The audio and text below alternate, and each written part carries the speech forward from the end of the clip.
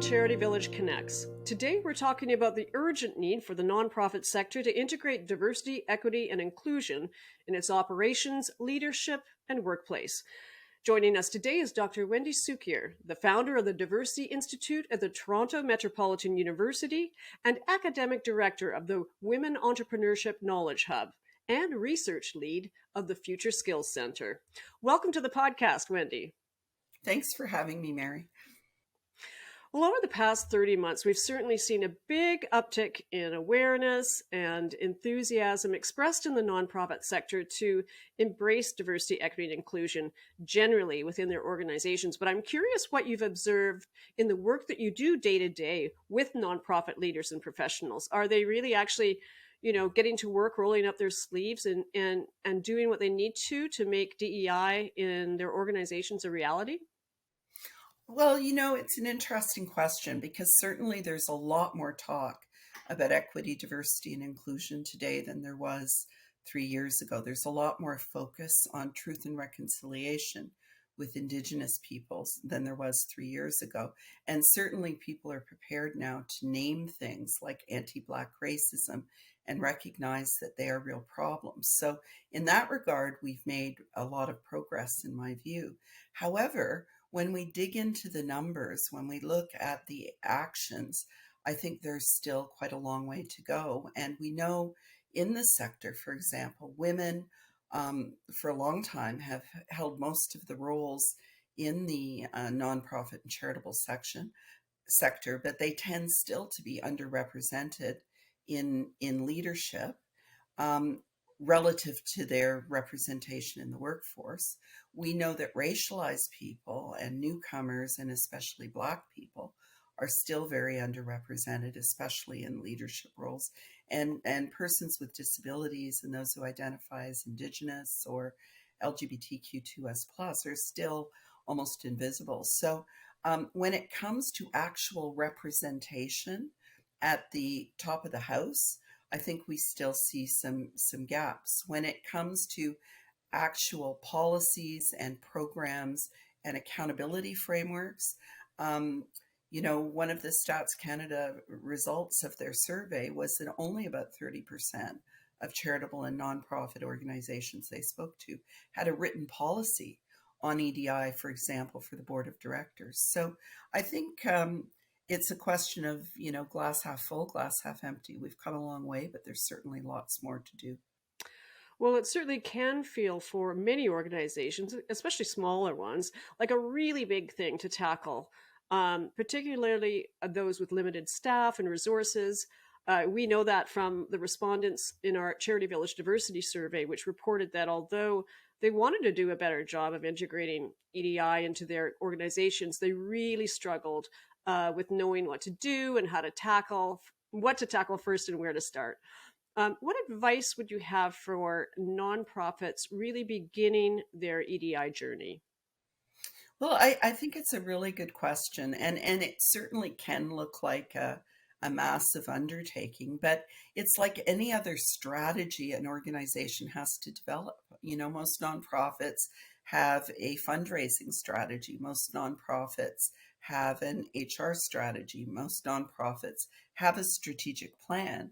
So the place to start is at the beginning. And the first thing you want to know is, where are you? What do you have? What do you not have in terms of policies and practices? Are you collecting data on representation at different levels within the organization? Do you have employee engagement surveys where you're looking at different experiences working in the organization? Are you applying an equity, diversity, and inclusion lens to all of the work that you do, the design of your programs, marketing and outreach, your philanthropy and government relations strategy? So it really is, it's like any strategy. You have to break it down into pieces. You have to know where you are in order to be able to set goals, and you need to be able to count, because obviously at the end of the day, representation is not the only thing, but it's certainly an important part of a strategy. Yes, unless you know where you're starting, you can't really measure anything, which is certainly critical to the success of these programs. I mean, certainly there's been a lot of research and reports. The Harvard Business Review, for example, has reported that the majority of diversity programs actually fail. Why do you think that is? And what can nonprofits do to avoid that and to ensure they actually succeed?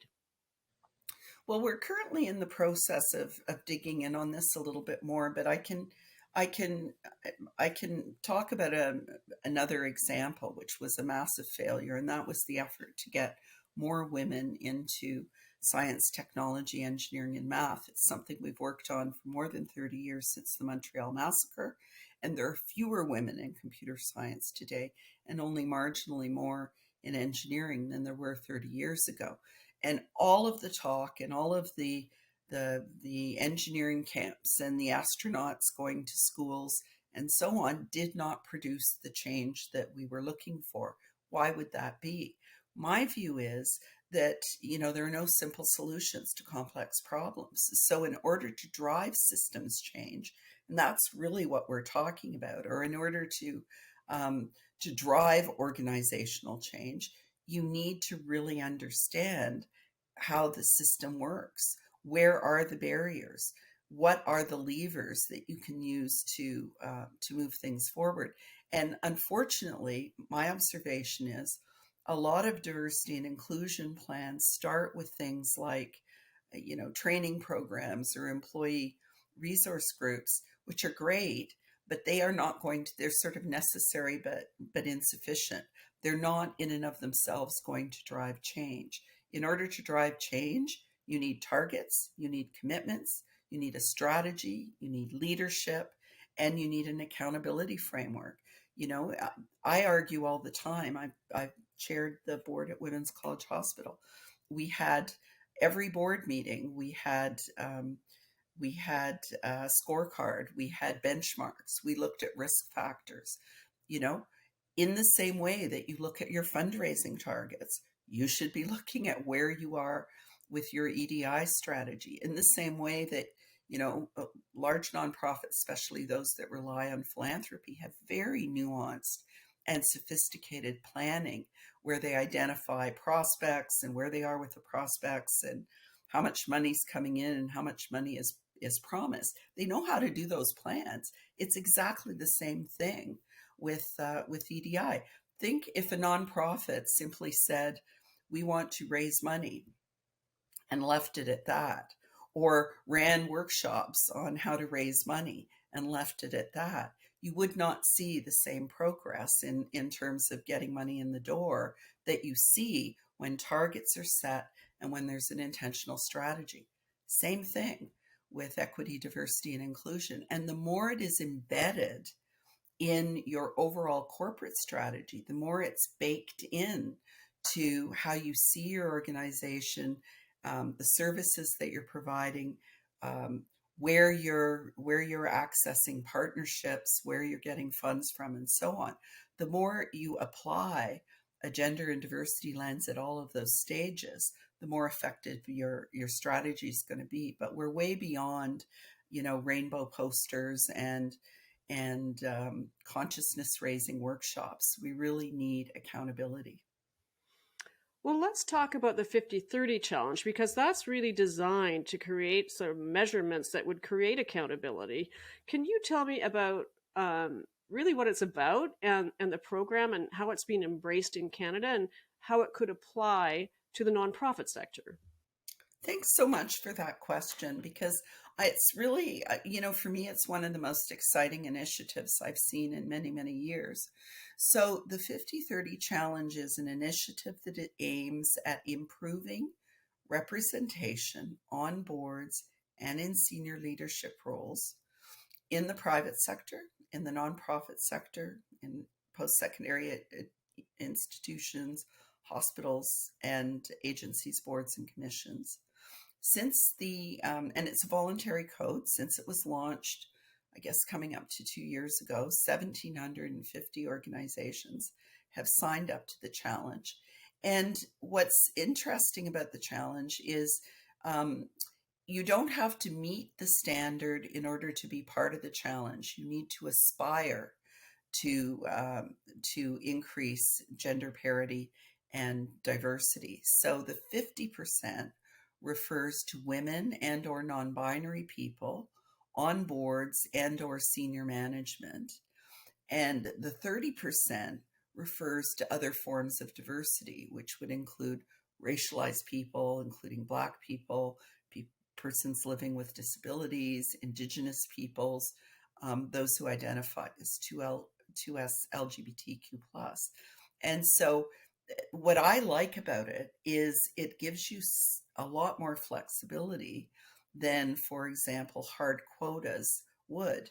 Because think about it, if you're in Toronto, more than half the population is racialized. So setting a target of 30% racialized people on your board is almost a minimum standard in this community. But if you're in St. John's, Newfoundland, where only 7% of the population is racialized, that's not going to make a lot of sense. So the 30% can be comprised of a variety of diverse people. And the other thing that's nice is that you can count intersectionality. So for example, if you had a board of 10 people, half of them were women, 3 of the women were racialized, you would hit 50-30.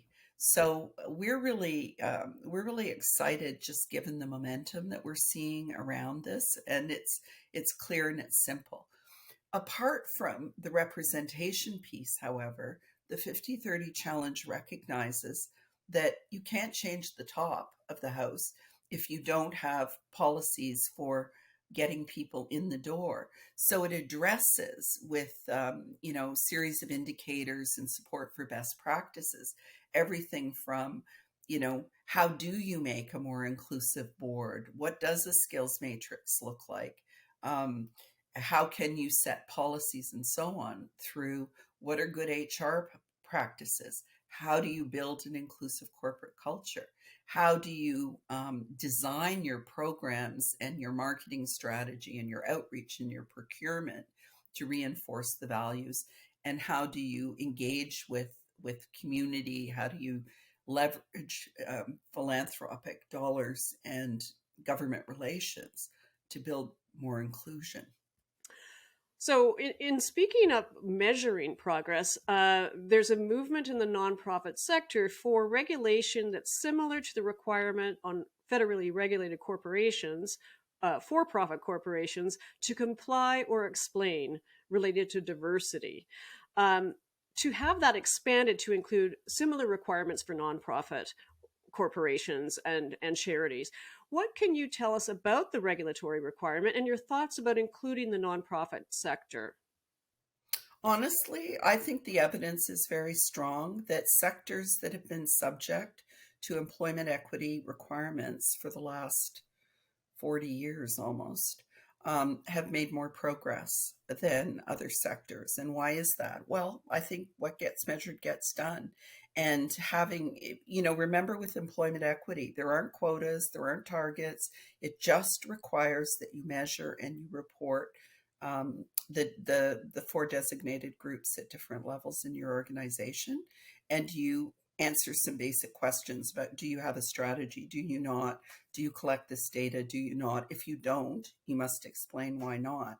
And that simple requirement has had a profound impact on the levels of representation in, for example, financial institutions and communications.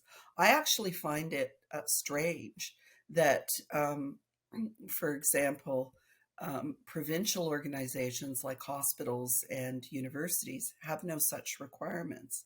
I find it strange, frankly, that the nonprofit sector, and especially charities, which do benefit from taxpayers' largesse because of the exemptions and so on, don't have a certain level of accountability, given what we see is in place for federally regulated organizations. And I know Senator Ratna Amidvar has been a very strong proponent of this, dating back to when we worked on the Bill C-25, which extended the reporting requirements for federally regulated organizations. But I'm a big proponent, and I do think that at the end of the day, there's some real advantages to having this information.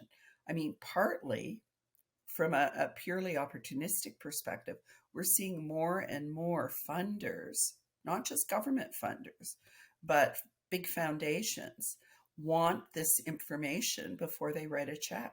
They want to know what sort of commitments there are, what sort of numbers there are. Future Skills Center, which gives a lot of money out to nonprofit organizations for training programs, evaluation, and so on. It's baked right into the application processes. We're seeing more and more evidence that this is becoming important, as I said, not just to government funders, but to philanthropists and large corporations as well.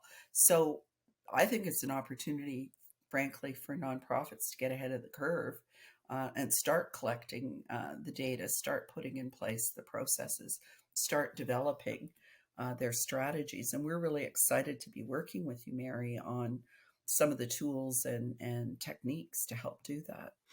Yeah, absolutely. I did want to talk about that. I mean, we are really honored to be working with the Diversity Institute to help nonprofits on their EDI journey and to develop e-learning courses to begin that process.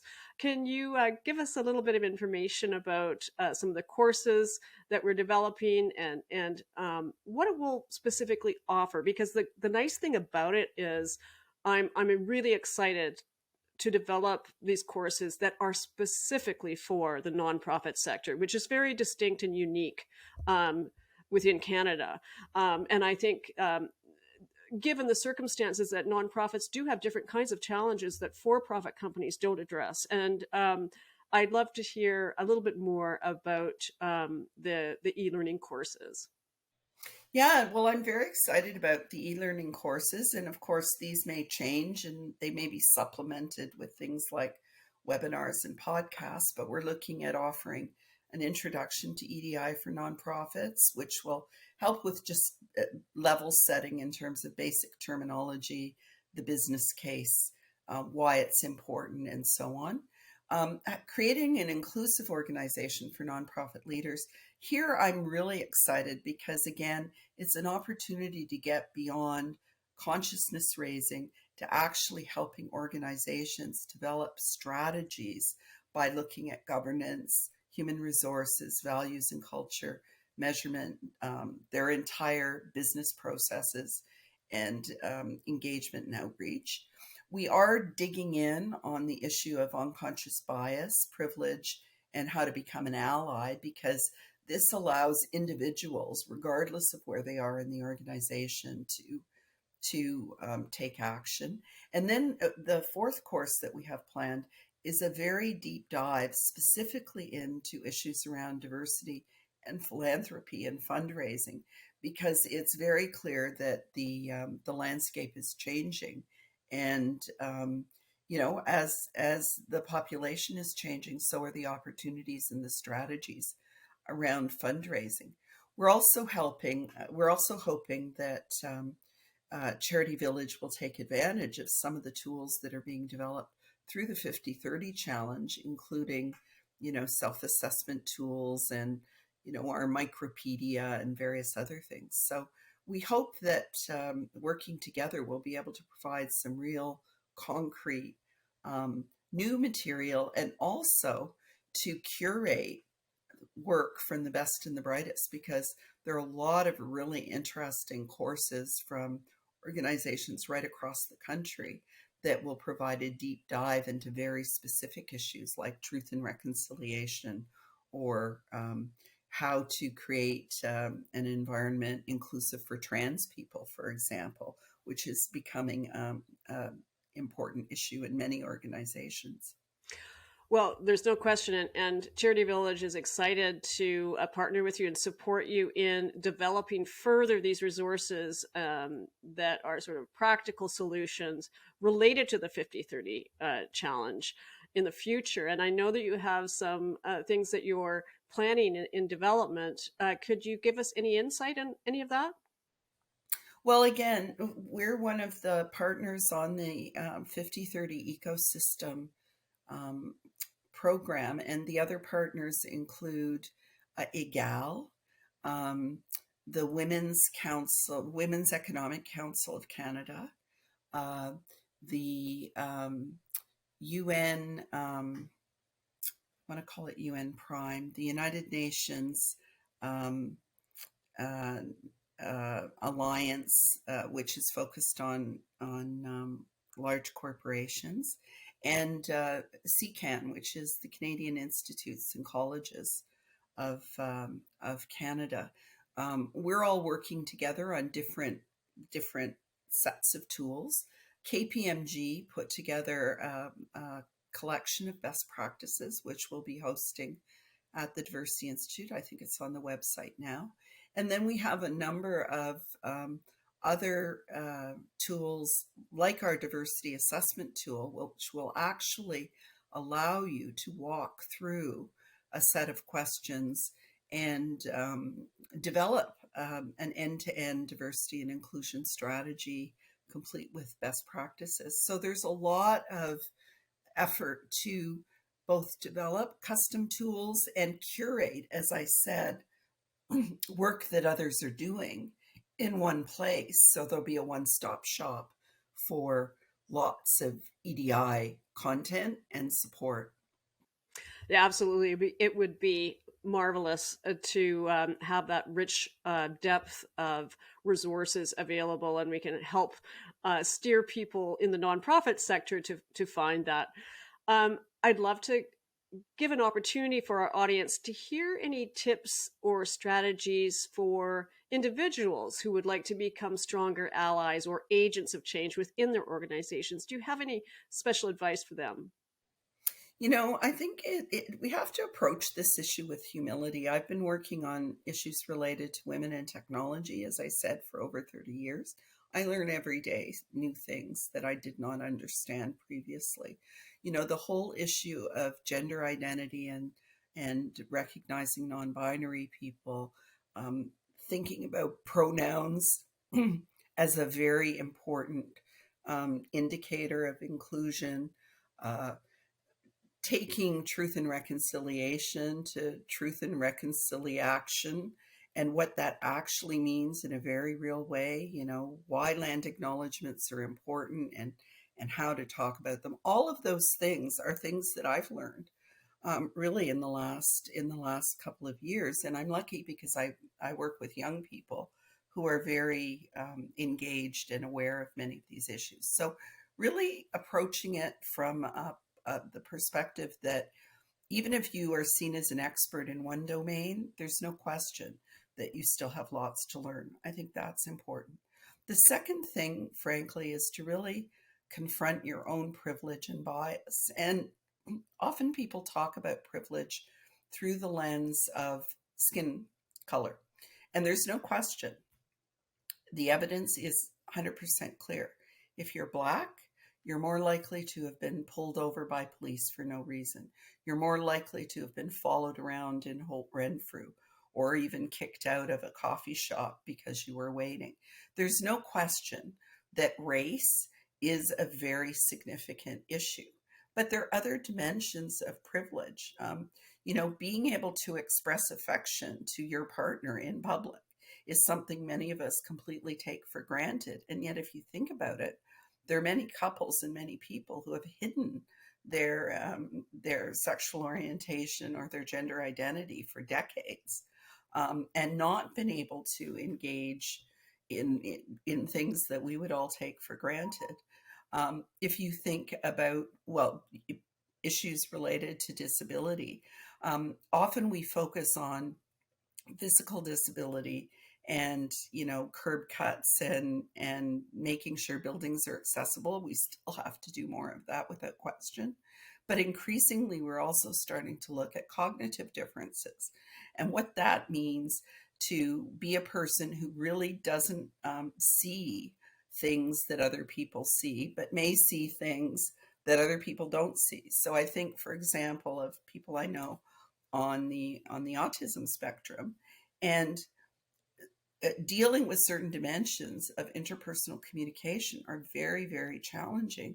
At the same time, they have other assets that are often superpowers. The same thing is true with people who have ADHD, where it can be a real limitation in certain contexts, but in other contexts, there's a reason why we see so many successful entrepreneurs self-identify as having ADHD and other cognitive differences.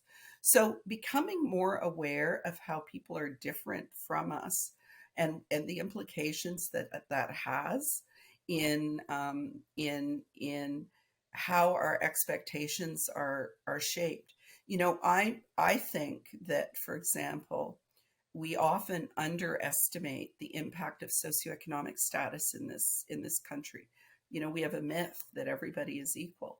There is a big difference between someone who grew up in a middle class white neighborhood with parents who both spoke English and went to university, and from the moment they were hatched, they were on a pathway to being a lawyer, versus someone who is the child of refugees who don't speak English and are living on the poverty line, between a kid who has to work 30 hours a week to help pay the family rent and a kid who has the luxury of volunteering in a soup kitchen.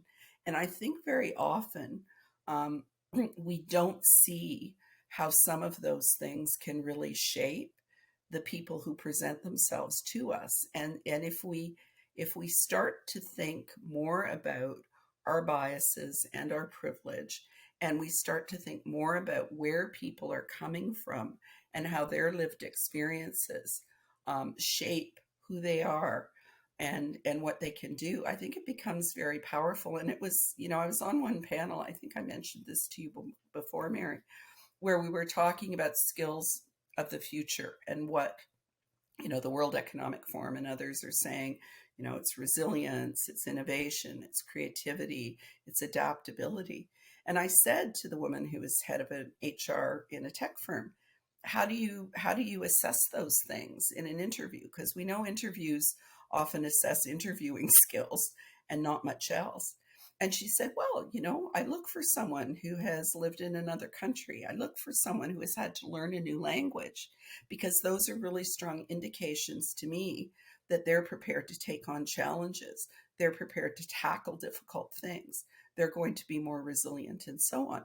And I thought it was such an interesting perspective.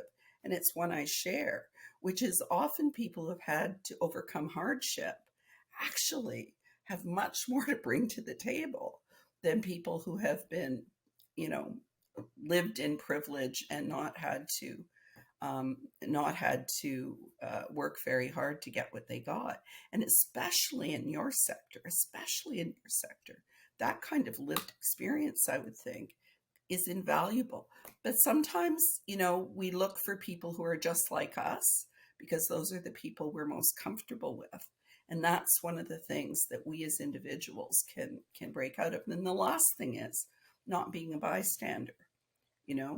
Um, there's a long history of the banality of evil, and we see it in everything from the Me Too movement to the experiences of racism in healthcare and in other institutions, where things have been going on for a very long time that are very bad, and people knew about it and did nothing.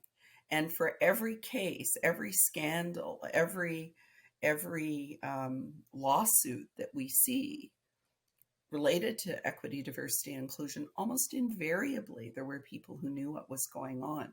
And so I think helping people be courageous and to really be allies in an appropriate way, and not to stand for the microaggressions and the inappropriate jokes and the especially in your sector, the sexual harassment, frankly, of young women in fundraising. We really all need to take this on as a project that we work together on. Incredible words of advice there, and it's so good to hear that there's enlightened recruiters out there, and what an intelligent approach to assessing candidates. But I wonder if you could just give us a few moments to tell any final advice to leaders of nonprofit organizations, anything that you'd like to share with them as last thoughts?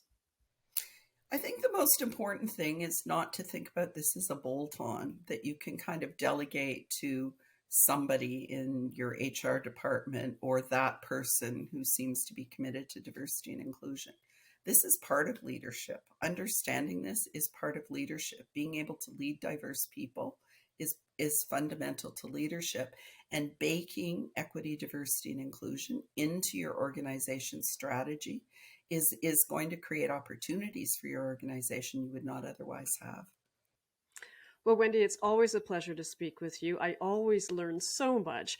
Thank you for joining us. We're looking forward to working with the Diversity Institute on our new e-learning courses, but all the other initiatives that we really want to support you in 50/30 challenge. It's always so extremely valuable for our nonprofit community to be able to benefit from the time that you share with us. So thanks for joining Charity Village Connects today. And thanks for including me. Pleasure.